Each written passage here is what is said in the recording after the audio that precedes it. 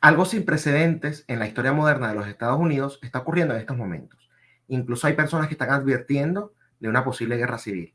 ¿Es exagerado esto o es realista? Comenzamos.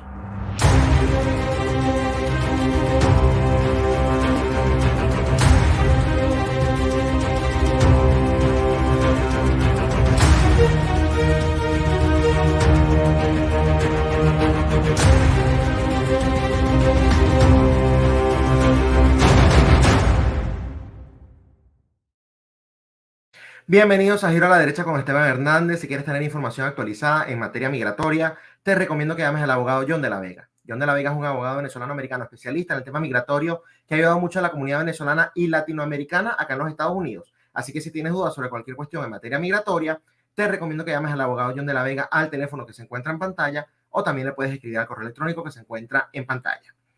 Ya entramos en materia porque Estados Unidos en estos momentos está bastante caliente, ¿no? La situación política.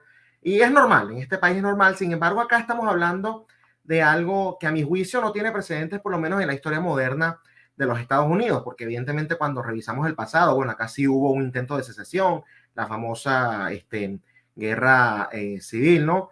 Que justamente iba a partir a los Estados Unidos en dos, en gran parte por el tema de la esclavitud, a diferencia de unos candidatos presidenciales, yo sí lo puedo decir, ¿no?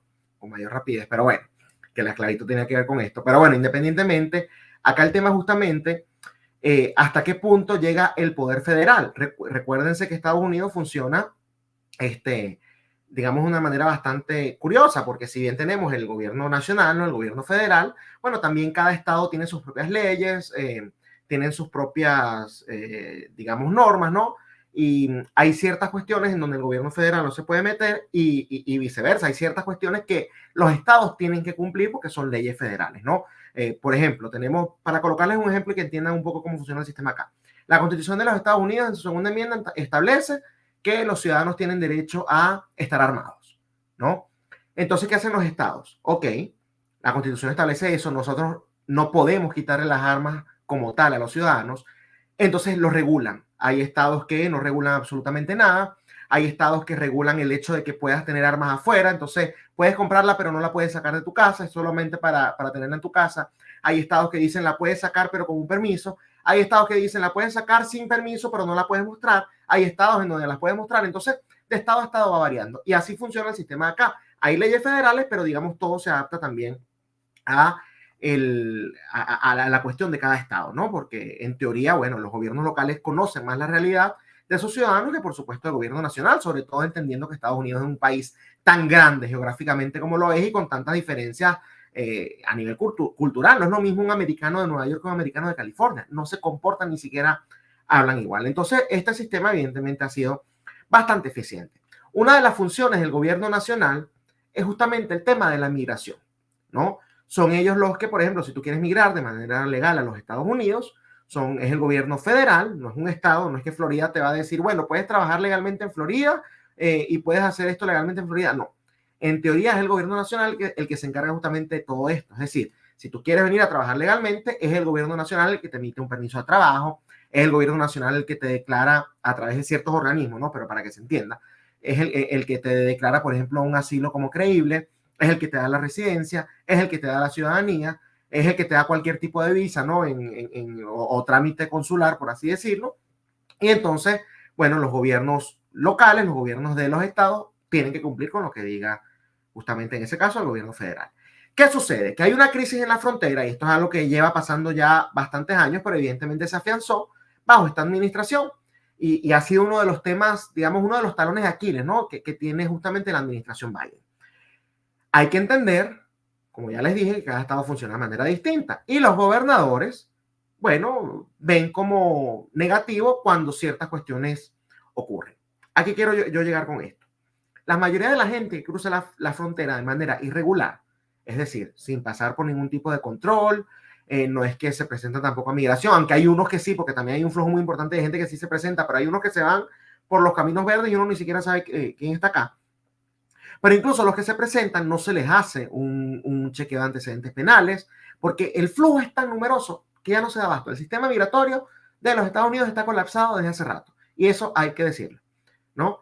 Entonces, bueno, digamos, los gobiernos más afectados por esto, Texas, Florida, si bien no es estado fronterizo, eran uno de los destinos finales favoritos, ¿no? De estos migrantes que pasaban por la frontera. Entonces, sí, entraban por Texas, pero llegaban a Florida.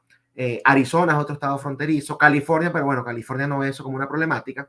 Y entonces, ¿qué es lo que sucede? Que varios de estos gobiernos, Florida y Texas, por ejemplo, empezaron a mandar a estos migrantes hacia estados demócratas, estados que habían dicho, esto es un estado donde vamos a recibir absolutamente a todos los migrantes que quieran. Los mandaron a Nueva York, los mandaron a Illinois, los mandaron a Massachusetts, y después de cierto número se empezaron a quejar. Es decir, ahora los demócratas, o algunos demócratas, también están reconociendo esta problemática y están diciendo nuestra ciudad no se da abasto, o nuestro estado no se da abasto, y ya no están tan abiertos con el tema migratorio como antes. Ante esto, Texas, porque digamos Texas ha dicho, y estoy totalmente de acuerdo, que no ha recibido el apoyo del gobierno federal, es decir, de la administración Biden, para darle un parado a este flujo tan numeroso de personas que están entrando de manera irregular a los Estados Unidos. Bueno, ellos decidieron tomar acciones por su cuenta. Están construyendo un muro en algunas partes de la frontera, están colocando barricadas, ¿no? En algún momento me recuerdo que esto lo discutimos en Contrapoder 3.0 con John de la Vega, colocaron estas boyas, ¿no? Estas que van en el agua, y les colocaron como unas especies de cuchillas abajo para que, bueno, los que estaban en el agua salieran heridos, no pudieran entrar tan fácilmente. Han colocado una cantidad enorme de obstáculos para evitar justamente esto. Y con el tema específico de los obstáculos que están colocando, le han puesto justamente estas, ¿cómo se dicen? Estos cercos, ¿no? Estos alambres, ¿no? Para evitar justamente que sigan pasando los migrantes. Hace unos días, la Corte Suprema de los Estados Unidos, de mayoría, por cierto, republicana, ¿no? Dijo, o falló, podemos decir en favor del gobierno federal. ¿En qué sentido? Porque hubo denuncias en donde justamente, estos son los alambres a los que me refiero, ¿no? En donde justamente Texas estaba diciendo que, bueno, los propios oficiales de migración, ¿no? Los que trabajan para el gobierno federal, no para Texas, los que trabajan para Biden, no para Greg Abbott, si se quiere decir de esa manera, estaban cortando estos alambres que ven en pantalla para facilitar el paso justamente de estos migrantes, ¿no? Y la Corte Suprema dijo que ellos están en todo el derecho a hacerlo. O sea, falló 5-4, es decir, hubo 2 magistrados conservadores que votaron junto con los magistrados de izquierda o progresista, como se le quiera decir, demócratas, ¿no? Para ser un poco más preciso.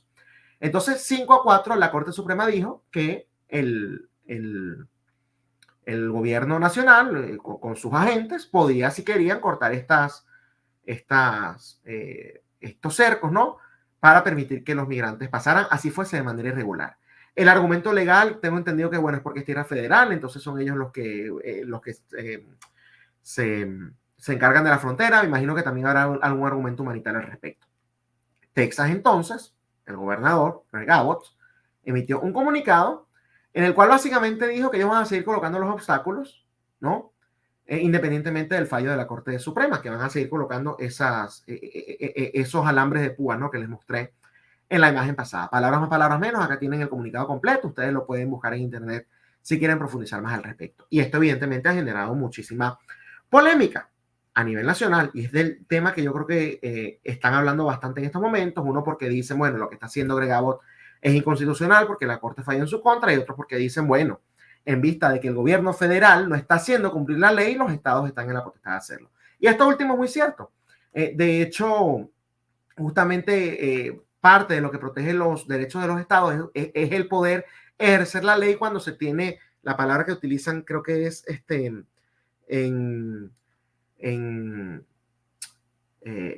¿cómo es que dijeron? Cuando se tiene un gobierno tiránico, fue la palabra que utilizaron. Un gobierno, un líder tiránico, ¿no? Que no haga respetar la Constitución, entonces los estados tienen derecho a hacer cumplir la Constitución. Y justamente en esto se está basando Texas. Pero además de esto, hay que tener otra cuestión en consideración, que es que la Corte Suprema, en su fallo, no dijo que Texas no podía colocar estos obstáculos. No dijo que Texas tenía que dejar de utilizar estos alambres de púas o cualquier otro de las barreras que está colocando. Lo que dijo es que los agentes federales pueden cortar lo que Texas coloque. Es muy distinto, ¿no? Entonces allí justamente entra el debate. Pero lo que estamos viendo justamente Estos diciendo Joe Biden no está cumpliendo la Constitución y los otros diciendo Greg Abbott no está cumpliendo la Constitución y le está pasando por encima a un fallo de la Corte Suprema. Esto evidentemente ha generado ya lados, como les estoy comentando. Y en este mapa, que probablemente cuando ya el video esté al aire hayan más estados sumados, están viendo todos los estados que han decidido apoyar a Texas en este reto, si se puede decir, ¿no? Idaho, Utah, Wyoming, Montana, las dos Dakotas, Nebraska, Iowa, Ohio, Virginia, West Virginia, Tennessee, Alabama, Georgia, Carolina del Sur, Florida, Luisiana, Arkansas y Oklahoma. Obviamente todos con gobiernos republicanos, ¿no? Con gobernadores republicanos que han dicho evidentemente estamos de tu lado por los argumentos que ya presenté. Como el gobierno federal no está haciendo cumplir la ley, entonces nosotros tenemos el derecho y el deber incluso de justamente hacer cumplir la ley. Esto ha llevado incluso, ¿no? Y acá es donde justamente se pone grave la situación, aquella gente hablando, imagínense ustedes en esta época, a estas alturas de la vida, de una posible guerra civil.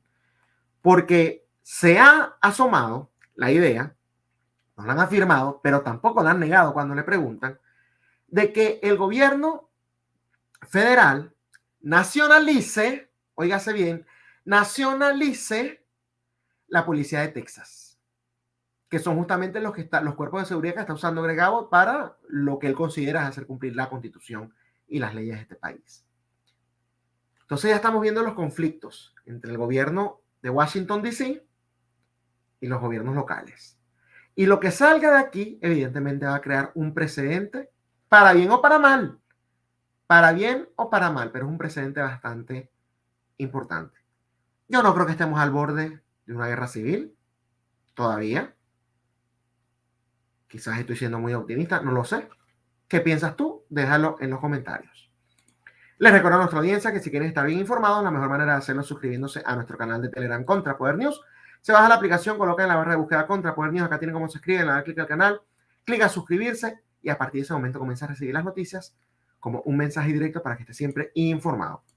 También los invito a que nos sigan en nuestra cuenta de Twitter, @Contrapoder30, en la de Instagram, @Contrapoder 3.0 y por supuesto que se suscriban acá al canal de YouTube, que además de suscribirse activen la campanita, que le den like al video, pero lo más importante de todo es que lo compartan con sus familiares y amigos, porque de esta manera ellos también pueden estar bien informados.